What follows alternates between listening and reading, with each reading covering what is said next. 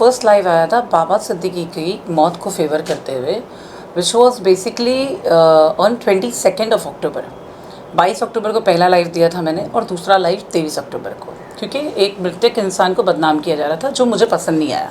ठीक है, अभी जो मैं आप लोग साथ में ये कुछ आर्टवर्क है जो शेयर कर रही हूँ, दिस इज़ हैपन ऑन 17 अक्टूबर। 16 अक्टूबर को बंदे ने हमें कनेक्ट करने की कोशिश की और उसने मेरा ही फ़ोटो भेजा। फ़ोटो भेज के देन मुंबई लिखा, कॉल डिलीट है, Lawrence Bishnoi, Salman Khan. This is all happening on 17 अक्टूबर, 17 अक्टूबर। ठीक है, एंड देन उसने ये गाली भेजा। Okay, 1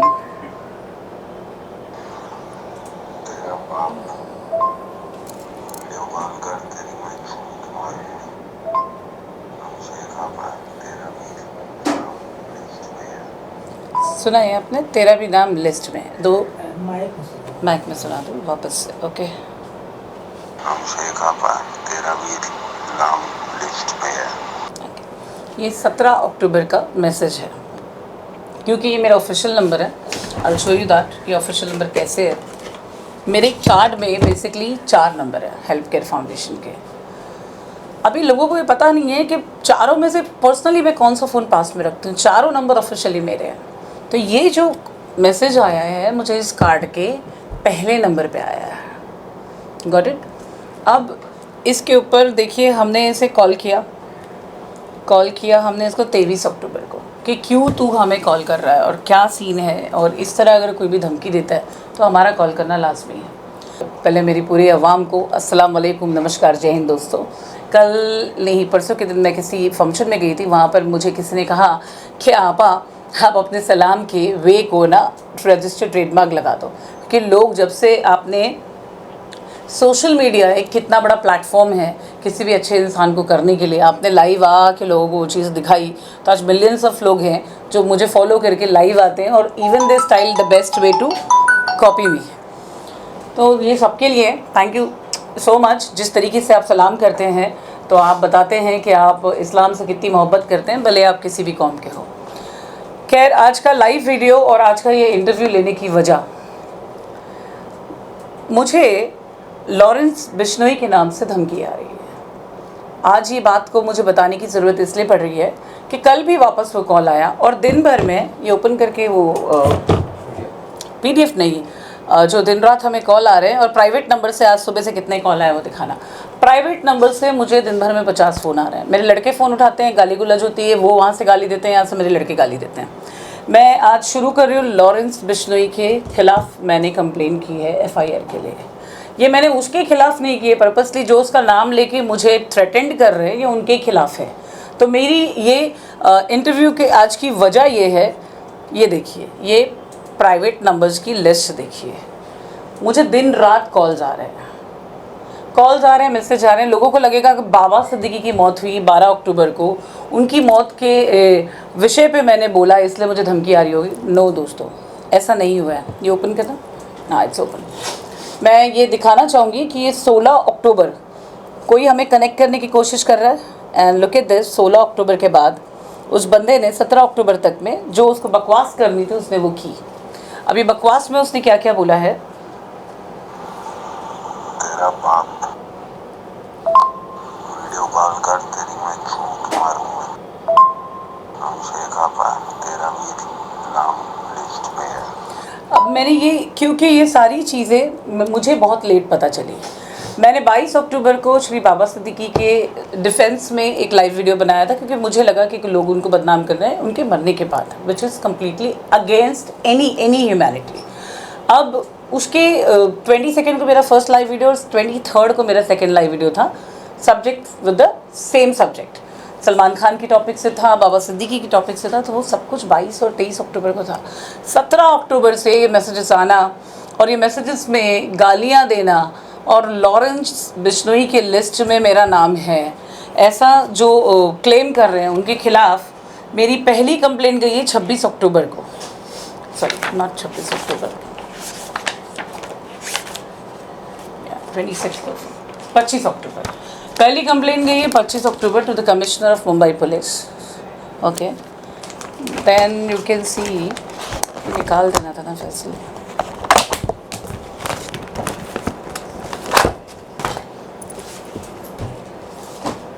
director general of Maharashtra police, ये कंप्लेंट सीरियस है, मैं किसी लॉरेंस बिश्नोई से नहीं डरती। पहली बात ये समझ लीजिए कि कोई मुझे किसी का भी नाम लेके फ़ोन करेगा और धमकी देगा और बोलेगा मेरा नाम लिस्ट में है, आप यकीन जानिए मैंने पलटा के कॉल किया है। दूसरा आप देखेंगे commissioner of Mumbai police, Bandra police station मेरा कंसर्न पुलिस स्टेशन, और इमीडिएटली हमने साइबर क्राइम पे कंप्लेंट की थी जैसे मुझे वो थ्रेट आया। मैंने देखा शहर में बहुत सारे लोग क्लेम कर रहे हैं, उनके वहाँ से कॉल आ रहा है। This is additional commissioner of Mumbai police, chief minister of Maharashtra. मैं इन सबके नाम लेके मेंशन करके डेजिग्नेशन के साथ इसलिए बता रही हूँ कि कल कोई भी अनहोनी होती है तो दे ऑल आर रिस्पॉन्सिबल, क्योंकि मैंने कंप्लेन दी है। Then you can see home minister of Maharashtra, deputy commissioner of Mumbai police, then at last but not least my zone DCP zone 9, जिनके क्षेत्र का मैं सिविलियन हूँ। क्योंकि ये मेरा काम था मैं कंप्लेन दूँ ऑफिशियली गवर्नर ऑफ महाराष्ट्र, क्योंकि सीएम जो है वो गवर्नर को जवाब देते हैं, तो उनको भी मैंने कंप्लेन करके बताया कि ऐसी धमकी हमें आ रही है। ओके, और इसके बाद में नेक्स्ट उस बंदे को जब मैंने कॉल किया, मैंने पूछा क्यों फ़ोन किया और क्यों धमकी दे रहा है और कौन सी लिस्ट। मैंने उसे बहुत गालियाँ दी तबीयत से, मेरी शक्ल देखो, हाँ मुझे बताओ, कोई अगर मुझे डराने की कोशिश करेगा तो मैं उसे पप्पियाँ तो दूंगी नहीं, ठीक है। फिर 26 अक्टूबर को मैंने सबमिशन फाइल किया मुंबई पुलिस को for providing me police protection, और else the best solution is to provide me a weapon licence, क्योंकि मुझे पुलिस प्रोटेक्शन के ऊपर भरोसा नहीं है। वजह बताती हूँ, श्री बाबा सिद्दीकी की मौत एक बहुत बड़ा उदाहरण है इस चीज़ का। और मुझ पे जब फायरिंग हुई थी 2017 में, जब मुझसे डी कंपनी एक्सटॉर्शन मांग रही थी एक सीआर का, तो उस वक्त भी मेरी गाड़ी में पुलिस गनमैन था और मैं ड्राइव कर रही थी और मेरी छोटी सी बच्ची गाड़ी में आगे बैठी थी। तो इससे बेहतर ये है कि वैसे भी पुलिस डिपार्टमेंट को बहुत सारे काम है और मैं नहीं चाहती कि वो अपने बिजी शेड्यूल में से एक सिविलियन को सेव करने के लिए इतना टाइम स्पेंड करे। मैं चाहती हूँ सरकार योग्य व्यक्ति को वो अपनी प्रोटेक्शन खुद करे। मैं घर में मेरी डॉटर को लेके अकेले रहती हूँ, खुदा ना खास्ता कोई दरवाजे पे आए, क्योंकि उस बंदे ने जितने कॉल्स किए, जितने मैसेजेस किए, अब वो कहता है कि उसके किसी रिलेटिव को प्रॉब्लम है। क्योंकि आप सभी मुझे प्रोफेशनली जानते हैं, I am a lawyer, I am an activist. तो मुझे जैसे ही वो कॉल करके उसने वो थ्रेटन किया, मैंने मेरे आईटी एक्सपर्ट को जो महाराष्ट्र साइबर सेल के लिए काम करता है उसको मैंने वो लिंक शेयर किए, वो मैसेजेस शेयर किए, वो नंबर शेयर किया, और हमारी जो कंप्लेंट हुई अभी तक वो सब कुछ उस पर्टिकुलर नंबर के ऊपर हुआ जिस नंबर से मुझे थ्रेटनिंग आ रही है। तो मैंने महाराष्ट्र सेल को वो बताया कि ये मुझे धमकी दे रहा है, तो प्लीज़ इसको आइडेंटिफाई करो और इसके ऊपर इमीडिएट एक्शन लिया जाए। कोई लॉरेंस बिश्नोई का नाम लेता है या कोई दाऊद इब्राहिम का नाम लेता है, मुझे कोई फ़र्क नहीं पड़ता। कोई अगर मुझसे उल्टी बात करेगा तो तबीयत की मार खाएगा, और अगर कोई ये बोलेगा कि वो मुझे लिस्ट में रखता है तो वो वैसे लिस्ट की बत्ती बना के ना संभाल के दिया जलाना। क्या करना है तुमको? जो मुझे धमकी दे रहे हैं ना चूड़ी पहने हुए हिजड़े, तो मैं तुम्हें बता दूँ कि तुम्हें वो बत्ती बना के ना उसका अच्छा दिया जलाना, मुझे कोई फ़र्क नहीं पड़ता। मैं किसी से नहीं डरती, जिसको अल्लाह रखे ना तो उसे कौन चखे। मैंने बहुत भाई बहुत डॉन देखे। मैंने 2 दिन पहले देखा किसी ने मेरे प्रोफाइल पे मेरी फ़ोटो पे कमेंट किया है, you better be a activist, dons का ज़माना चला गया। दोस्तों, लोग डॉन का मतलब क्या समझते हैं, मेरी तो समझ के बाहर है। क्रिमिनल्स को डॉन बोलने लगे हैं। Criminals are not the don. Don वो होता है जो बुरे वक्त पे लोगों का साथ देता है, और जो लोग अपने आप को डॉन कहलाते हैं ना और अपने आप को गुंडा कहला के लोगों से वसूली करते हैं ना, उन डॉन्स को ठिकाने लगाने वालों को ना डॉन कहते हैं। ठीक है, तो ये प्रोफेशन मैंने चुना है और मेरे को दिन रात लोग मिलते हैं, अच्छे बुरे सब। अब मेरी महाराष्ट्र गवर्नमेंट से जो अपील है, I will come back to the point. Appeal क्या है कि अगर कोई मेरे दरवाजे तक आता है, क्योंकि उसने अब दूसरी कोशिश शुरू की ये कहते हुए कि उसकी किसी माँ को कोई मामा मार रहा है, और बंदा आईटी एक्सपर्ट वाला मुझे बताता है कि मैम ये नंबर है ना जम्मू एंड कश्मीर में एक्टिव है, श्रीनगर में। और वो बंदे को जब मैंने कल कॉल किया, रिकॉर्डिंग ओपन कर, कल मुझे मेरी पीए ने बताया कि मैम उसका फिर फ़ोन आ रहा है। तो मैंने उससे कॉल किया कि तू फ़ोन क्यों कर रहा है, तो जस्ट लिसन द रिकॉर्डिंग, वो कैसे बातों को डाइवर्ट कर रहा है और उसकी जो बातें हैं वो क्लियर नहीं है। तो आश्चर्य बोलते हैं ना, थोड़ा सा आश्चर्यजनक है। और मुझे ऐसा लगता है कि गवर्नमेंट को मुझे ये चीज़ें बतानी चाहिए and which is important. Hello. हाँ जी मैम, बोलो। अस्सलाम वालेकुम, बोलिए। वालेकुम सलाम। हैप्पी दिवाली। हैप्पी दिवाली। जी मैम, बोलिए। बताएं, आप फ़ोन कर रहे थे, मेरी पीए ने बताया तुम्हारा फ़ोन था तो। नहीं, फोन नहीं किया। एक्चुअली बात पता है कोई, घर पे है बच्चे छोटे छोटे, मैं गया था नहाने, ठीक है। मैंने नहीं फोन चार्ज पे लगाया, उन्होंने छेड़ा है। अगर मैंने फोन करना होता मैं आपके साथ बात भी करता मैम, ऐसी कोई बात नहीं है। मैं अभी आया हूँ काम पे। ओके। मैं अभी काम पे निकला, घर से आया। आपका एक्सेंट बहुत अलग है, आप हो कहाँ से? जी मैम, मैं हूँ दिल्ली से। ओके। रोलबाग से। रोलबाग से। नाम क्या है आपका? मेरा नाम है मैम दीक्षित पंडिता। पापा नहीं है मेरे, मैं और मेरी माँ है। तो घर में थोड़ी प्रॉब्लम चल रही है, मामू उसको मारता है बड़ा। ओके। आज फिर उसने मारा, मैं तो बचाने गया था। फिर मैंने मम्मा को बोला कंप्लेन करते हैं, इसको करवाते हैं अंदर। जब ये ऐसे कर रहा है बहन के साथ। करेक्ट, कंप्लेंट तो करनी चाहिए था। मुझे एक चीज समझ में नहीं आई दीक्षिता, तुमने मुझे पहली बार जो तुमने ऐसे मैसेजेस, ऐसी गालियां, ऐसे सब क्यों भेजा था तुमने? I'm sorry, I'm really sorry for that. ठीक है, माफी मांगता हूँ। नेक्स्ट टाइम नहीं होगा। वो तो ठीक है, नेक्स्ट टाइम नहीं होगा, I understand and I believe you. और वो क्यों लिखा था तुमने लॉरेंस बिश्नोई के लिस्ट में मैं हूँ? मैंने नहीं लिखा। चलो सॉरी, जो कुछ भी हुआ मैं माफी मांगता हूँ मैम। नेक्स्ट टाइम नहीं होगा, okay ma'am. I am really sorry. पक्का ये सब मजाक था तुम्हारा? या मैम, आई एम सॉरी। दोबारा नहीं होगा, I got promise. Okay okay. Okay.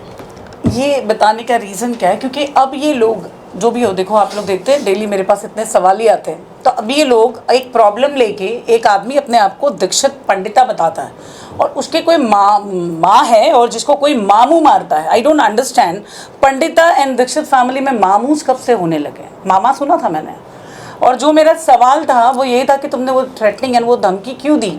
तो वो बोलता मैम मैंने मजाक किया, मेरे से गलती हुई, मैंने मजाक में बोला, तो ये बात को मैं जेन्युइन समझती। लेकिन उसने सीधे क्या बोला कि मुझसे गलती हुई, तो तुमने ऐसा नाम लिया ही कैसे? और तुमने इतनी गंदी गंदी गालियाँ रिकॉर्डिंग भेजी कैसे? और लॉरेंस बिश्नोई और सलमान खान का नाम लिख के मेरे ऑफिशियल नंबर पे धमकी देना। बहुत सारी रिकॉर्डिंग्स जो हमारी बात हुई है उसकी और मेरी। मैं सिर्फ इतना ही कहूँगी मुंबई पुलिस को कि देखो, दुश्मन को कभी भी कम नहीं समझना चाहिए। और खुजली वाले कुत्ते हैं ना, सब भोंकते हैं। अब ये जो खुजली वाले कुत्ते हैं ये भोंकते हैं, दूर से भोंकते हैं जब तक ठीक है। अब मेरे पास में डेली है ना, बहुत दूर दराज से हिंदुस्तान के कोने कोने से लोग हैं ना, मदद के लिए आते हैं। तो ये मदद करना मेरा प्रोफेशन है। बहरहाल अगर कोई एक्सक्यूज़ लेके, अपॉइंटमेंट लेके मेरे ऑफिस में आके बैठे, अब मेरे तो सारे काम करने वाले लोग जो सिविलियंस हैं, सीधे लोग हैं। ये लोग कोई प्रोटेक्शन एक्ट के लिए काम करने वाले ऑफिसर्स नहीं हैं कि वो कोई वेपन लेकर आके बैठेंगे बैग में, और जब मेरे केबिन के अंदर आएंगे तो ये तो सिर्फ इतना बोलेंगे आपका जो बैग और फ़ोन है बाहर रखो, तो 1 मिनट लगेंगे। पूरा कांच का मेरा ऑफिस बना हुआ। मेरी मुंबई पुलिस से अपील है, ऐसा अब्बा कहते थे और ये मेरी खुद की सोच है कि दुश्मन को कभी कमज़ोर नहीं समझने का। अगर इनमें हिम्मत है तो मैं कहूँगी कि मैं वो इंसान हूँ। लोग मुझे आपा क्यों कहते हैं कि कोई मुझसे बहुत फिरौती मांग रहा था, 2017 के मैटर की बात है, बिग बॉस वाले केस में। और मैंने उसे जम के जवाब दिया जैसे उसने सवाल किए। जितनी गालियाँ दी, गाली का उसको मैंने 1+1 का ऑफ़र दिया था। वो 1 देता था, मैं उसको 4 देती थी रिटर्न में, ठीक है। मुंबई पुलिस ने 90 एक्सटॉर्शन सेल ने ना 2000 पेजेस की चार्जशीट बनाई है, इतनी गाली गुलच हुई है।